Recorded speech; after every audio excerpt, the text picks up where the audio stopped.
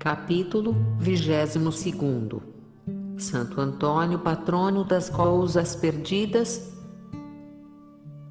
Sabe todo mundo que Santo Antônio de Pádua foi predestinado por Deus para restituir a seus donos os objetos perdidos casualmente ou levados por ladrões. É nestes termos que a Analecta indica a especialidade para a qual Santo Antônio é invocado. A tradição que determina a especialidade de Antônio é de uma luz fulgurante. Afora os monumentos da liturgia e os fatos históricos, temos o testemunho dos escritores e dos pregadores que proclamavam do alto do púlpito os privilégios do bem-aventurado. Como diz o franciscano Pelbarto, da mesma forma que o Senhor glorificou a Santo Antônio durante a vida, concedendo-lhe a graça de converter as almas transviadas, assim, desde que ele está no céu, conferiu-lhe a de fazer recobrarem o perdido aqueles que lhe recorrem.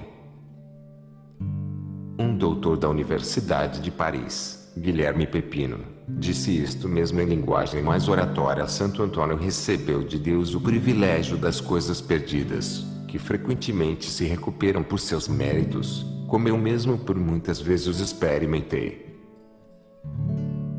Assim tenho bem o direito de exclamar, tomando a São Bernardo as palavras que ele dirige a Maria: Mãe de Deus, neguem-vos seus louvores, ó Antônio, os que, depois de terem piedosamente implorado o vosso auxílio em suas necessidades, se lembrarem que o fizeram em vão. Em Portugal é que Santo Antônio foi primeiro invocado como patrono das coisas perdidas. Daí, se espalhou no mundo inteiro esta devoção, e contribuiu não mediocremente para a popularidade do santo. Quanto à origem dela, o autor dos Bolandistas declara não a conhecer. Sobre esse ponto, pareceu-lhe tão profunda a obscuridade que nem sequer procura esclarecê-la. Um historiador crê achá-la no fato do comentário sobre os salmos que um noviço furtara ao santo, em Montpellier, e que este recobrara pela virtude da oração. É, porém, mais verossímil que tenha por causa única os numerosos milagres que o santo realizou depois de sua morte, em favor dos que lhe imploravam proteção em tais circunstâncias. Estes milagres abundam nas coleções dos bolandistas, eu me contentarei de aqui referir alguns. Frei Ambrósio Cancelotti Ippoliti, bispo, da Ordem dos Frades Pregadores, homem distinto por suas virtudes e erudição, tinha composto um certo número de obras, entre as quais um livro sobre a glória dos santos, no qual consignou a seguinte narração. Um dia, saiu ele de Tolosa, em companhia de seus irmãos, levando consigo um manuscrito que tinha de estampar. Esse manuscrito estava junto com outros trabalhos cuidadosamente redigidos, sobretudo umas notas sobre pontos de controvérsia, próprias para combater os hereges. Ora, sucedeu que deixou cair no caminho todo o maço, e quando se apercebeu de que o tinha perdido, estava já longe, muitas léguas, do ponto donde partira. Sentiu vivo pesar, vendo aniquilado o fruto de tantos labores e vigílias. Voltou atrás e entrou de novo em Tolosa pelo mesmo caminho, porém não se encontrou nada. Fez pesquisas em todos os sentidos, apelou para o governador da cidade, que era seu amigo. Entretanto, os esforços combinados de ambos não deram resultado. Pôs-se outra vez a caminho, de coração contristado, e como lhe falhassem os meios humanos, lembrou-se do poder de Santo Antônio em casos tais. Fez votos de, se recobrasse por sua intercessão que perdera, compor um suplemento a seu livro da Glória dos Santos, no qual relatasse o benefício que pedia e esperava alcançar. Apenas se havia assim pronunciado, viu caminhar para ele um viajante, que lhe perguntou se não perdera uma obra manuscrita e vários outros papéis com este. O religioso respondeu afirmativamente, e deu-lhe alguns sinais que o ajudaram a reconhecê-los. Então o viajante o conduziu ao sítio em que estavam os papéis. Não tinham sofrido nenhum dano. Frei Ambrósio ficou transportado de reconhecimento para com o santo, pelo serviço que lhe acabava de prestar. Mais tarde, inseriu a narração do acontecimento em sua obra, a qual foi impressa em Leão em 1552. O historiador espanhol Gonzaga, estudando as origens de um convento de franciscanos, fundado em 1380 na aldeia de Ávila, na Galiza, refere um fato extraordinário. No lado direito da grande igreja, havia um altar, dedicado à gloriosa Virgem Maria, acima do qual estava colocada a imagem do bem-aventurado Padre Antônio de Pádua.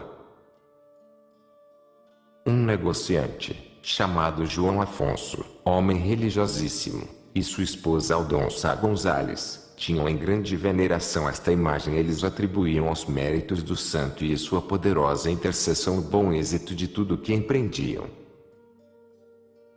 Estavam no pio costume de oferecer uma alta refeição aos frades do convento em sua festa anual. Quiseram mesmo perpetuar esse testemunho de seu reconhecimento, e por sua morte legaram aos herdeiros terras de lavoura e casas, com encargo para eles de fornecer mesa generosa aos frades e seus sucessores, uma vez por ano, em o dia da festa do santo. Ora, permitiu Deus que o sobrinho deles, Nicolau Afonso, a quem instituíram herdeiro de todos os seus bens, numa viagem por mar, deixasse cair na água um anel precioso, que era uma lembrança dos que tanto haviam querido.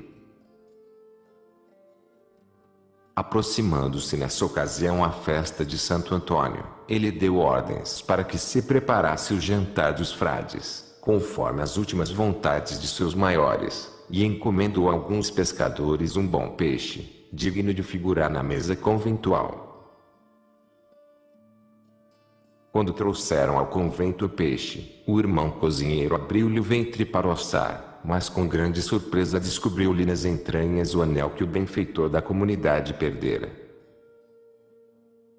Este milagre foi atribuído à proteção de Santo Antônio. Todos os frades renderam graças ao Senhor. Nicolau Afonso não foi o menos reconhecido. Sua devoção para com Santo Antônio cresceu ainda mais, e, para conservar a memória de tão prodigioso acontecimento, o fez pintar, com todas as circunstâncias, em torno da referida imagem, a fim de atrair a atenção dos visitantes, e popularizar a glória de seu santo protetor.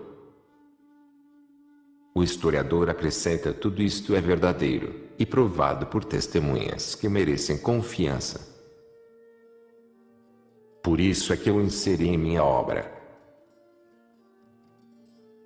A propósito dos fatos que acabo de citar, e de um cento de outros semelhantes que enchem as colações portuguesa, espanhola, italiana e belga, há uma observação a fazer.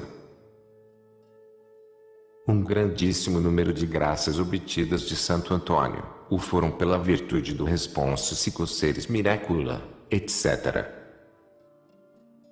A tradução portuguesa desse responso, mais vulgarizada, é a seguinte: se milagres desejais, recorrei a Santo Antônio, vereis fugir o demônio e as tentações infernais.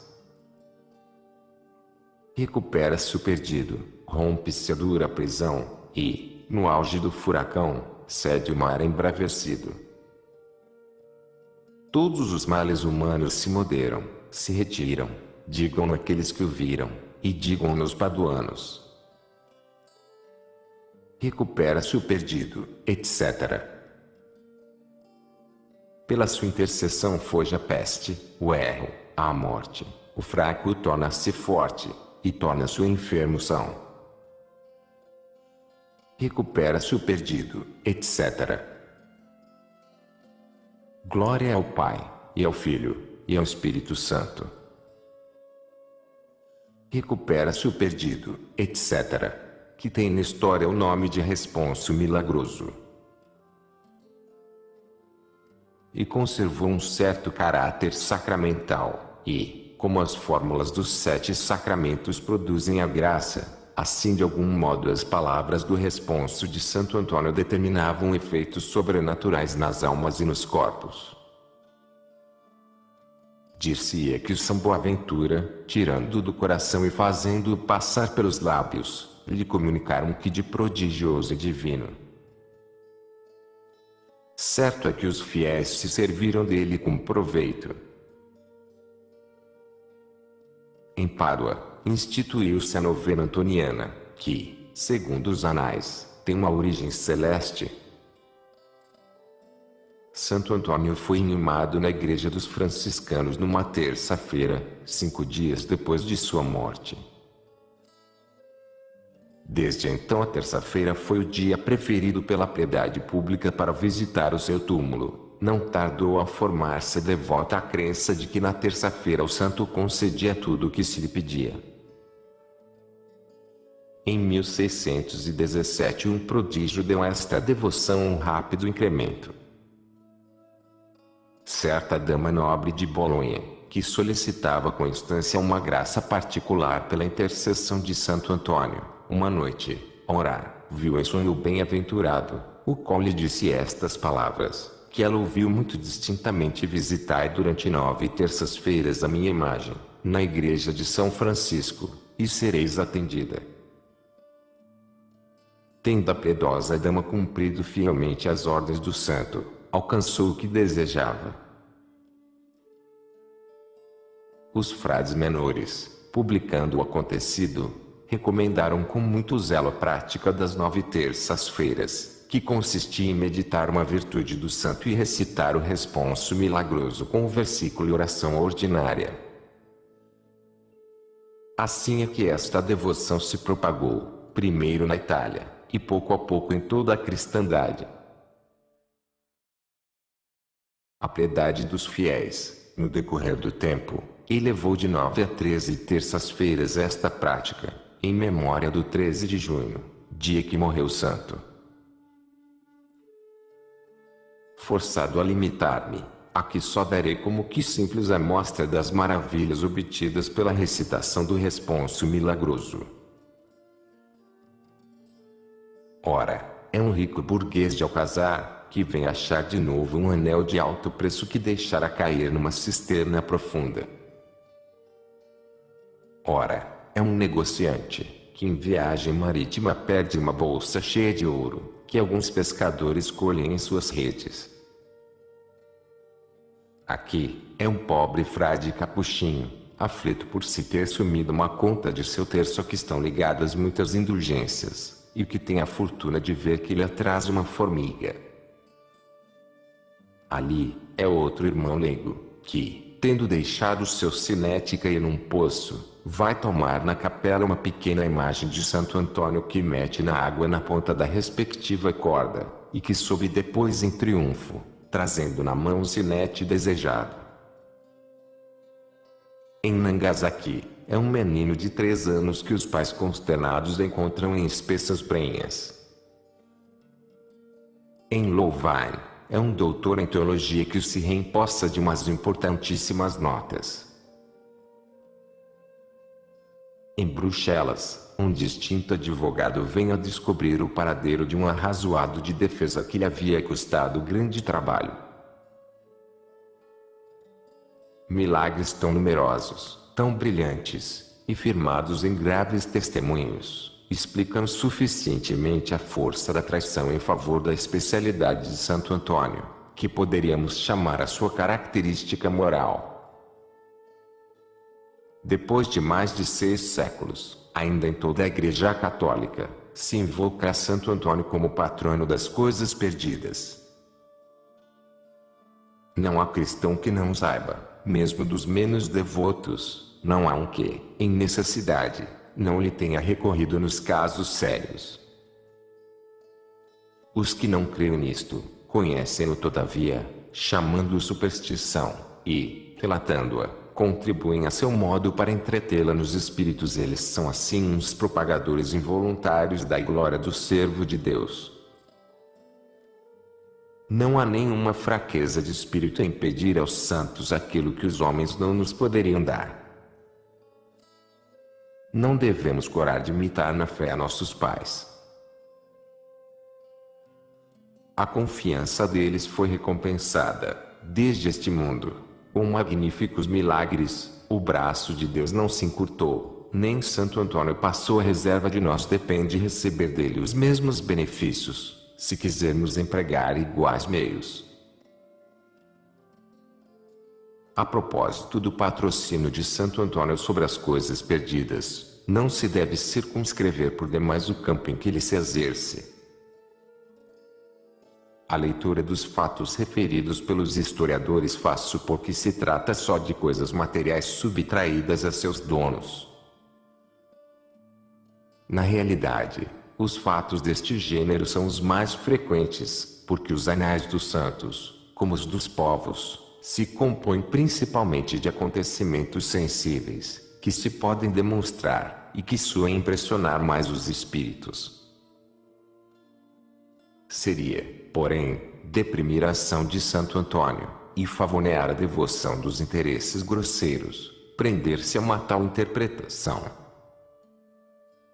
Além disto, os fatos por si mesmos não o permitem. Há nas coleções milagres operados para restituir a liberdade a presos, para defender a fracos oprimidos, para vingar a inocência caluniada, para salvar a honra das virgens em perigo.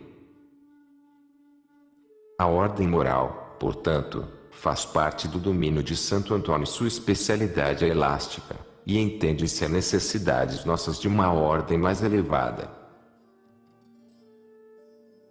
Ele reconduz ao grêmio da verdade os espíritos atribulados que a buscam de boa fé, acalma os tormentos do coração, como aplaca as tempestades do mar, restitui a vida às almas que a perderam pelo pecado, como restitui a saúde aos enfermos e o movimento gélido dos cadáveres, faz luzir a esperança aos que cessaram de esperar, restabelece a concórdia nas famílias divididas, reconcilia as classes nas pátrias dilaceradas pela guerra civil.